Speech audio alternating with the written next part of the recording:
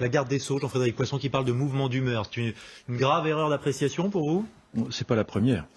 Je crois que cette affaire se déroule d'abord dans un paysage de délitement généralisé des institutions. Le garde des Sceaux propose de recevoir une famille concernée par une affaire judiciaire en cours, se faire appeler à l'ordre d'ailleurs par la famille au nom de la séparation des pouvoirs. Le Conseil constitutionnel explique qu'on peut violer la Constitution, l'article 38, et la ratification des lois d'ordonnance que le Parlement d'ailleurs n'a pas prononcé, et ça ne pose de problème à personne.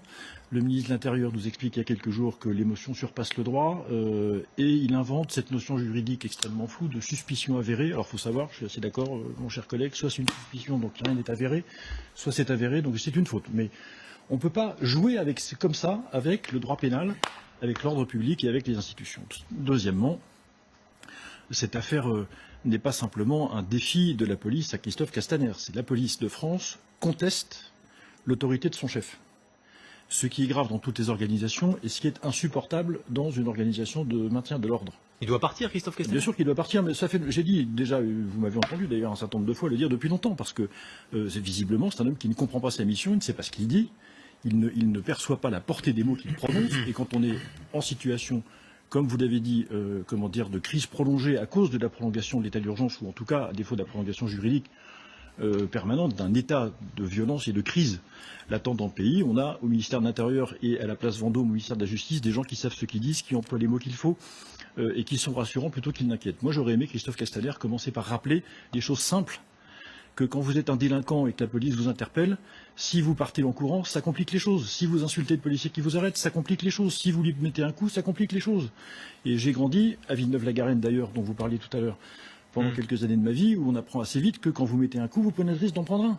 Ça fait partie de la vie, ces choses-là. Donc ça n'excuse rien, ça ne justifie pas quelque violence que ce soit. Il y a des actes de violence commis par des policiers qui outrepassent leur mission, c'est juste.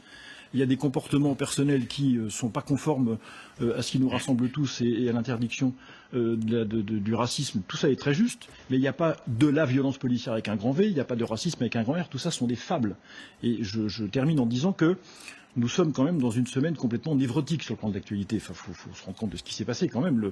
Tout ça n'existerait pas si jamais, d'abord, le ministre de l'Intérieur était quelqu'un d'autre que lui, et deuxièmement, s'il n'y avait pas depuis quelques jours ce contexte complètement fou, de comparaison entre la police américaine et la police française, d'un contexte de relation entre les communautés ethniques aux États-Unis qui est exactement pas le même que celui de la France, d'une police américaine qui intervient dans un pays où, je le rappelle, le port d'armes est autorisé et quand il contrôle une voiture, il peut y avoir un fusil à pompe sous le siège. Ce qui n'empêche pas de soulever peut-être des problèmes qu'il peut y avoir dans les relations entre la police. Là, je suis d'accord, c'est pas comparable. Je ne dis pas ça, mais on ne peut pas comparer ça.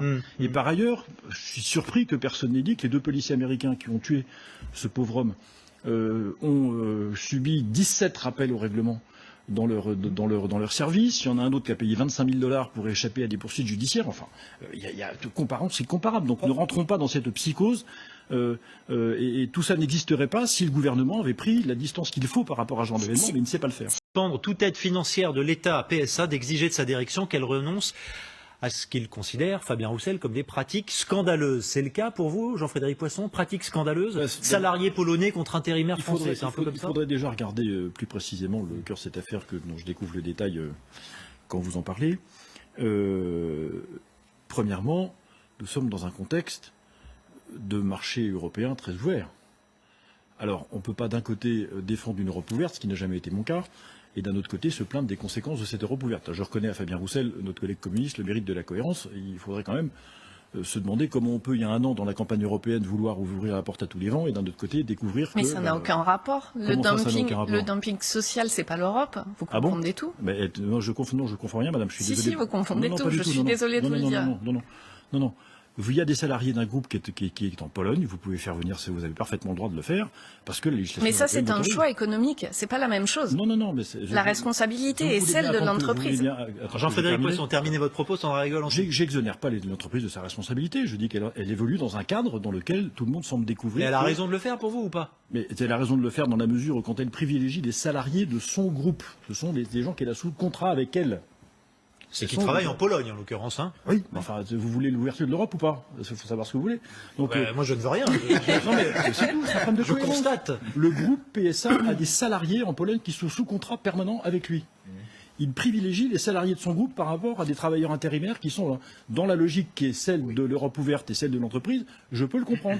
Ça n'est pas le choix politique qu'est le mien. Et si ça ne tenait qu'à moi, je pense que ce genre Mais bon, de les règles c'est sont beaucoup là, plus compliqué. dites-vous, et pourquoi s'en affranchir? légal. Pourquoi ne pas les respecter? Ah non, c'est C'est légal. Sur le besoin de reprendre une vie normale et les craintes, parce que c'est un équilibre à trouver. Il y a un chiffre étonnant, parce qu'on sait que les familles bouillonnent, que beaucoup de parents ont envie de remettre leurs enfants à l'école. Il y a quand même 56% des parents dans un sondage qui pensent qu'il est préférable d'attendre la rentrée de septembre. Signe que finalement, Jean-Frédéric Poisson, c'est pas si simple que ça de reprendre une vie normale et que les Français à la fois le réclament tout en étant un peu inquiets face à ce qui pourrait arriver. Évidemment que non, c'est pas facile. L'ancien industriel que je suis, c'est d'expérience qu'on ne relance pas une machine économique en appuyant sur un bouton. C'est pas une ampoule. Il y a un temps de latence qui est très très long. Et tant que, en tout cas, les parents ne seront pas convaincus du fait qu'en envoyant leurs enfants à l'école, ils n'encourent pas de risque sanitaire de quelque nature que ce soit, ils resteront chez eux, ils n'iront pas travailler, et donc la machine économique retardera à se remettre en œuvre, et on ne peut décemment pas leur faire ce reproche, même si, comme d'habitude, il y en a qui abusent de cette situation. Tout le monde sait ça. Je reviens sur votre question initiale. À propos de la remarque de Philippe de Villiers tout à l'heure. On est quand même dans un contexte où le Parlement a voté une loi d'amnistie. Enfin, faut quand même s'en Une loi souvenir. d'amnistie? Bien sûr. Oui.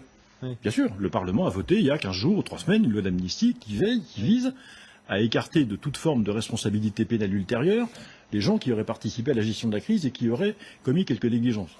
Non. Si, On a ajouté quelque chose au code de la santé. C'est pas. Non, Ça n'empêche pas une commission d'enquête qui peut avoir et mener à des choses, ça n'empêche pas les plaintes pénales et les recours devant la Cour de justice. C'est le Sénat qui voulait ajouter ça dans la loi, c'est pas le Parlement. Non, l'Assemblée a fait. Ça n'empêche pas les poursuites et ça n'empêche pas. Et je pense qu'une telle loi, de toute façon, ne résistera pas à la première question prioritaire de constitutionnalité, donc on a perdu son temps. Néanmoins, le contexte général est quand même celui-là. Et j'observe que, Pascal Péry disait tout à l'heure gentiment que l'État avait été pâteau. Je ne suis pas sûr qu'on ait tiré complètement les enseignements de la première phase de la crise, qui était évidemment d'apprentissage, essai-erreur, tout le monde comprend ça. Nous sommes en France à plus de 400 morts par million d'habitants, ce qui fait de nous le 3e ou 4e pays au monde, et il faudra s'interroger sur morts par million d'habitants. Nous sommes 4e. On n'est pas 4e, non. Je crois que si. Il y a avant nous la Grande-Bretagne, la Belgique, rien que pour l'Europe et l'Italie, me semble-t-il, aussi D'accord. ramenés au million d'habitants. Voilà, c'est tout. Et il y a personne en Europe. En Europe. Les États-Unis, Non, et il y a le Brésil. Mais bon, on va pas. Non, il n'y a pas Le 400 Brésil bientôt. morts par million d'habitants aux États-Unis, c'est pas vrai. Regardez, en fait, il suffit de faire des divisions et vous verrez. Donc, nous n'avons pas encore, et le gouvernement, en tout cas au fil de l'eau, n'a pas tiré les conséquences des errements, alors que un certain nombre de personnes l'ont observé et ont publié sur ce sujet. Donc, moi, je pense que, bien sûr, l'exercice est compliqué. J'ai aucune idée sur l'augmentation de l'épidémie dans le Grand Est parce que c'est pas ma compétence et je me borne à regarder les chiffres en espérant que ça n'augmente pas, bien sûr. Je crois que de toute façon, effectivement, ça marque la fin à la fois du jacobinisme excessif, qui est une des marques du pouvoir actuel, plus que ses prédécesseurs. Et deuxièmement, je pense que la conséquence, c'est la confiance dans les corps intermédiaires, qui est là aussi l'inverse de ce que le pouvoir en place nous propose depuis qu'il est arrivé en 2017.